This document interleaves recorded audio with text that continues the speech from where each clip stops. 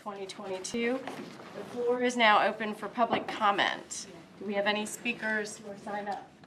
No speakers this morning. All right, next item is a review and approval of the meeting minutes from our October meeting. Move to approve.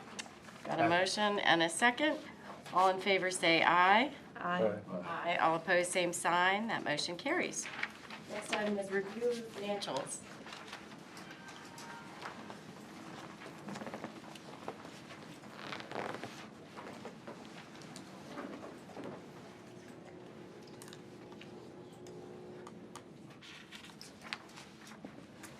First of all, good morning, Madam Chair.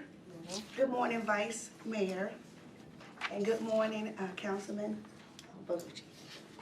And fellow chairmen and women. Thank you. And good morning to our guests.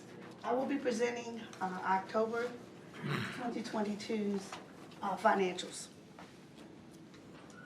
Okay. Operating account summary for October 2022. Beginning cash balance as of October 1st, 2022 is $4,232,364. Significant cash receipts, the grand total and significant cash receipts is $23,348. And I've summarized those items for you.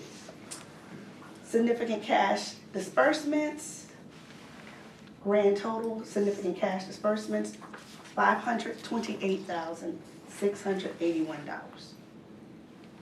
I've also summarized those items for you and broke them out as well.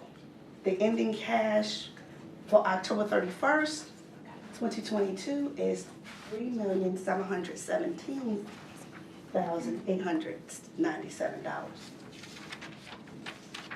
Moving along to our incentive and initiative account summary. As of October 2022, beginning cash balance for October 1st is $2,422,183. Grand total significant cash receipts is $523,389. And I've summarized those items as well.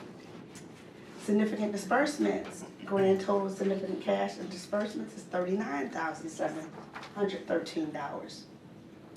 I summarized those items as well.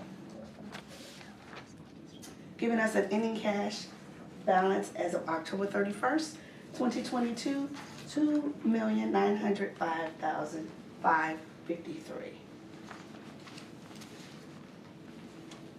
Our EDIP grant summary reporting for October 2022, the beginning BBDA EDIP grant balance, $3,528,617. We had earned interest and activity allowance fees, which was $64. We had no EDIPs closed or expired this month for this period. New grants approved by BBDA, we had none. Leaving our ending grant funds available as of October 2022, $3,528,553. Madam Chair, that concludes the reporting for our financials for October. Thank you. Any questions for Katrina? All right, sounds like that's it. Thank you. Thank you. Next item on our agenda this morning is a request for approval or to accept an appropriation from City Council for repairs to the amphitheater. Good morning. Good morning. We don't have a formal presentation for this morning. City Council recently appropriated $1 million for the amphitheater for large capital projects. One is the roof, some HVAC system repairs and replacement, as well as a generator. And so because the lease is with BBDA and the agreement's there, we're just requesting approval to accept the $1 million so that we can then disperse that. Okay. Any questions for Kathy? Madam Chair, one quick just to, and thank you, Kathy, thank you, Madam Chair, just to remind the public, of course, Live Nation is our tenant at at the amphitheater, and the city and development authority, like any landlord, have an obligation to keep our asset in good working order per the terms of that contract, of that lease in this case. And that's exactly what this is doing. This is just recognizing on the back end of the pandemic that we did not have any revenues going into, for an extended period of time, any revenues going into our capital reserve. And so this is us taking care of some maintenance to a facility that we own, that we have an obligation to maintain. Thank you for the clarification, Taylor. And I'll entertain a motion on that request. Again, we're simply accepting the money so that we can, in turn, disperse it to the amphitheater. Second. Strange, and a second. Thank you, Penny. All in favor, say aye. Aye. All opposed, same sign. That motion carries. Next item is a request for an EDIP award.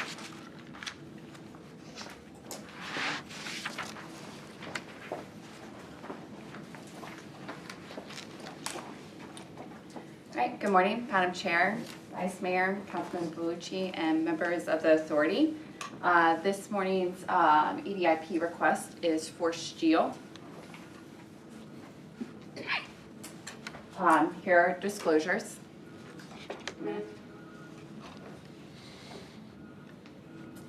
So background about the company. They established here in Virginia Beach in 1974. They have 3,300 employees in our city, and they're on a 150-acre campus with more than 2 million square feet in our city of industrial and office space.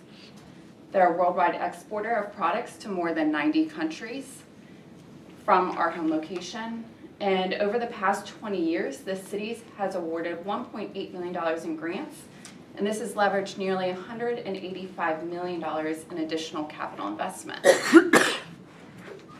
Here's a breakdown of our EDIPs over the last, since 1996, and what this has leveraged.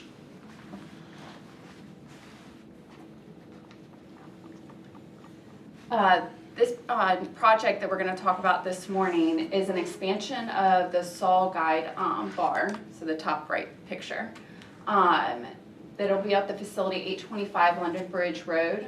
It's an existing 60,000 square foot building, and they will be expanding that to, I think, 5,000 square feet. Oh, it's on the next slide. But this will allow for a third guide bar production line, which will increase the capacity here in Virginia Beach by 33% and 20% worldwide. Here is the footprint. So yes, it'll expand the building to 86,000 square feet. The total project represents a $49 million capital investment. $9 million is for construction, $40 million is for machine and tools. They will also create 10 to 15 jobs with an average salary between $60,000 and $100,000. Our recommendation this morning is to incentivize the capital investment and award steel a $500,000 EDIP. Any questions for Laura? I'll move it. I have a comment. You mentioned production here versus worldwide. Will this increase their ability to produce more here so that they can increase overall U.S. production? Correct. It'll be a 20% increase for just the guide bar alone. And then, I mean, that would, I guess, leverage additional production. That's great. They're a wonderful company to have here in Virginia Beach. They're a great corporate partner for us too. When we had an unexpected visit from a German prospect last week, and within 2 days we reached out to them and asked if they would mind helping us host this German prospect. They provided a tour and and additional, I guess, tips for the company, and it really helped us sell the city. So they're always willing to answer our phone call and help us out. Wonderful. All right, then I think we've got a motion for Mr. Byrne Second. and a second for Mr. Brunke. All in favor say aye. Aye. All opposed, same sign. That motion carries. All right, thank you. Thank you. Administrative information. Any comments from any of the VBDA members?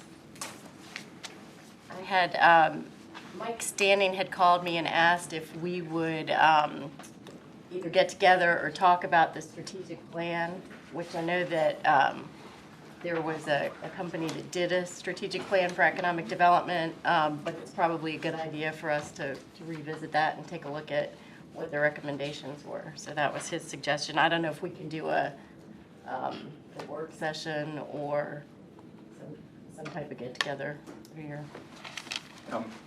Madam Chair, we certainly can. That one thing we need to note about the strategic plan, we're very, very pleased with the document. It's one of the things we've noticed as it was written during the pandemic. There are 3 or 4 provisions within the plan that are really specific to the COVID-19 and environment and the environment immediately following the COVID-19 pandemic. We're working. We've initiated the process of updating those specific bullets for with the original consultant. We think we'll have that done by the end of the year and would welcome the opportunity to share that and align that with your priorities. Perfect. Okay. Well, then, good. That was perfect timing then. All right. Anything else from any members? All right. We'll get a report from Taylor then. 2 announcements, but before I dive into that, I want to thank you all for your support of our basically of our corporate clients and specifically Steel. I'd be remiss if I didn't mention, in addition to the continued partnership, one of our former members, Peter Muller, who was a long-term executive at Steel, served on this body and was I just say was a tremendous help to me when I first came into this job, but also a quick opportunity to just thank Peter for his leadership in our community and his service on this body. We've had some staff changes, as I'm grateful to our city manager for allowing me to continue to serve as both the deputy city manager and the director of economic development at the same time, and that's out of his desire to be directly connected to this work, which certainly benefits this office and I believe this body every day. But to ensure that we have appropriate bandwidth for me to do both, he's allowed me to initially name, as you all remember, Kathy Warren as the deputy director over the project delivery side of the house and the strategic growth portion. The manager allowed me to also conduct a search for a deputy director that will lead business attraction. And I'm pleased to admit that our own Laura Chalk was successful in competing for and earning that position. So congratulations, Laura. One of the things I like to say is,